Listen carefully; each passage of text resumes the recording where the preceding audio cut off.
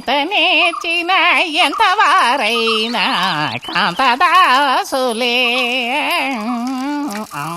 అరే తెగిపోయిన గాలిపటంలా ఎటు బయలుదేరావు? కొత్తవా చూసావా? మా నాన్నగారు పంపించారు. ఏది చూడు. ఆహా, నువ్వు మహా శ్రీమంతుడులా ఉన్నావు. ఊరికే దిష్టి పెట్టకయ్యా బాబు. బాలక, ఇప్పుడు టైం ఎంతైంది? 10:30 ఓహో, సరే బయలుదేరి ఇంకా చూపించి తీసుకెళ్ళి. పోతే అనుకున్నట్టే ఆ భస్మం పనిచేసింది. పాపం, అనుభవించే యోగం నీకు లేదు. యోగం ఉన్నవాడికి దక్కబోతోంది. అర్థం కాలేదా? పిల్లని చూడటానికి వచ్చారు.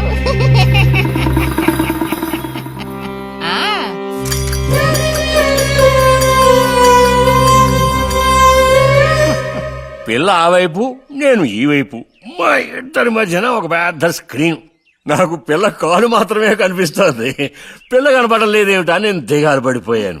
ఇక ఆ పిల్ల తల్లిని చూశారు, మంచి విగ్రహ పుష్టి. పిల్లను శాంతం చూడాలని నేను ఆవిడతో గట్టిగా చెప్పగలనా? పిల్ల తాలూకు ఏదో ఒక అవయవం చూపిస్తామని వాళ్ళ అమ్మంది. దాన్ని బట్టి పిల్ల రూపురేఖలు మనం ఊహించుకోవాలి కాబోలు. పిల్ల ఏ అవయవం చూపించమంటారని మళ్ళీ వాళ్ళ అమ్మ అడిగింది. నేను అలా ఆలోచించి చూశాను. పిల్ల కాలు మాత్రం చూపిస్తే చాలండి అని నేను వాళ్ళ అమ్మతో చెప్పాను. కారణం, శ్రీరాముడు సీతాదేవిని చూడడానికి వెళ్ళినప్పుడు దశరథుడు కూడా ఇలాంటి ప్రశ్నే వేసేట. ఆ రోజు శ్రీరాముడు చెప్పిండే నాకు గుర్తొచ్చింది. నేను ఆ సమాధానం చెప్పాను.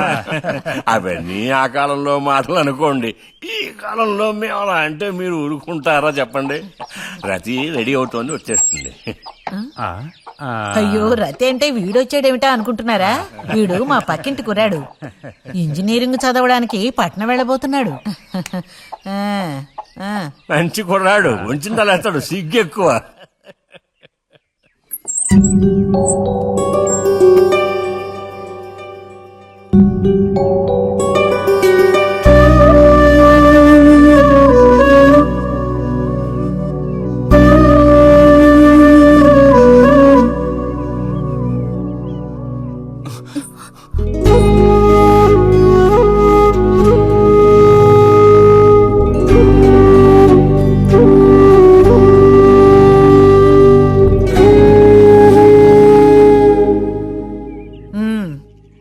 అమ్మాయి రతి, వాళ్ళందరూ నిన్ను చూడడం కోసం అక్కడ కాచుకుని ఉన్నారు. నడు లోపలికి. వాళ్ళు వచ్చింది నన్ను చూడ్డానికి అదే, నిన్ను చూడ్డానికి. నడు లోపలికి.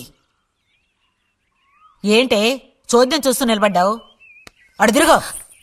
మనిషికో మాట, గుడ్డుకో దెబ్బ అంటారు.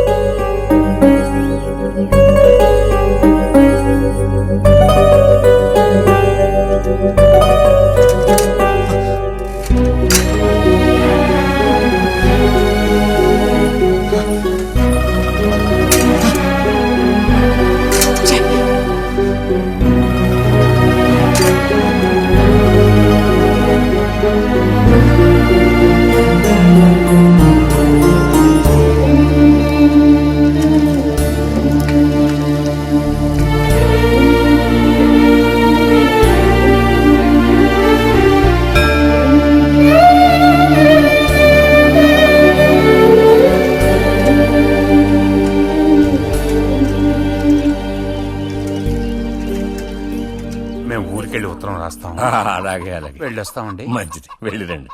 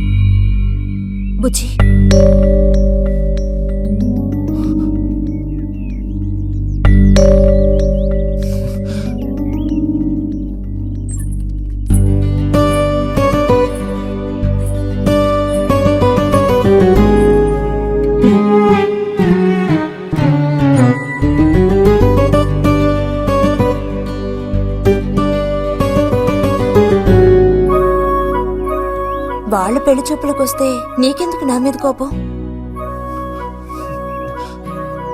దానికి నేను బాధ్యురాలు కానుగా. అయితే మరి ఎందుకని అతని ముందు నుంచున్నావు? వెళ్ళి నుంచుంటే ఇంకేముంది, నీకు పెళ్లి అవుతుంది. చేసుకున్నాక ఇలాగే అంటావా నేనే బాజురాలని?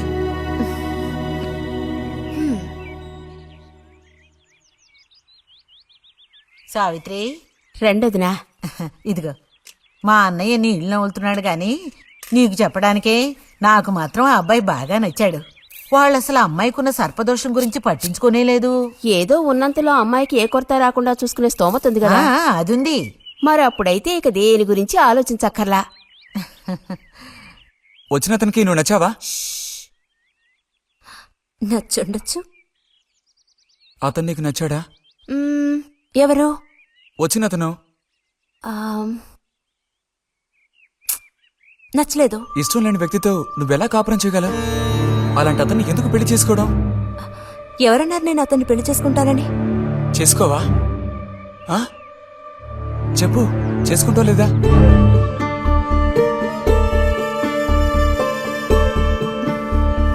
చేసుకోను. వదులు, వదులు.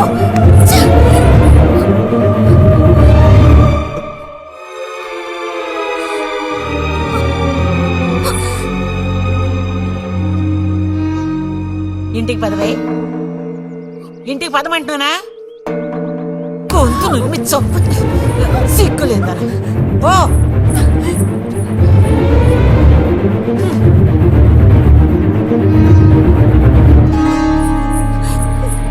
ఏంటమ్మా, ఏమైంది వదినా? నీ సుపుత్రుని అడుగు.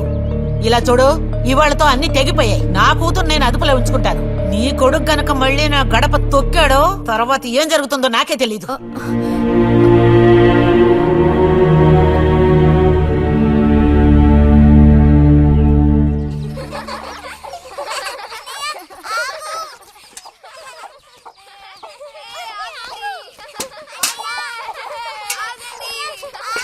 చాలు చాలు, ఆడింది చాలు, పొండి.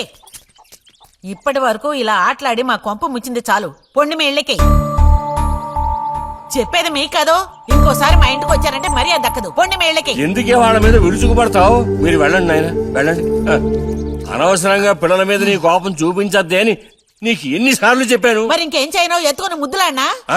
తప్పే ఉంది. ఇంకో 2 రోజుల్లో ఆ బుజ్జిగాడు కాలేజీకి పోతాడు. అంతవరకు నీ నోట మాట వినబడకూడదు. విన్నాను, నిన్ను ఇక్కడే చంపి పాతేస్తాను, జాగ్రత్త. అందరికి తేరగా నేను ఒక్కతనే దొరికాను. నా కర్మ.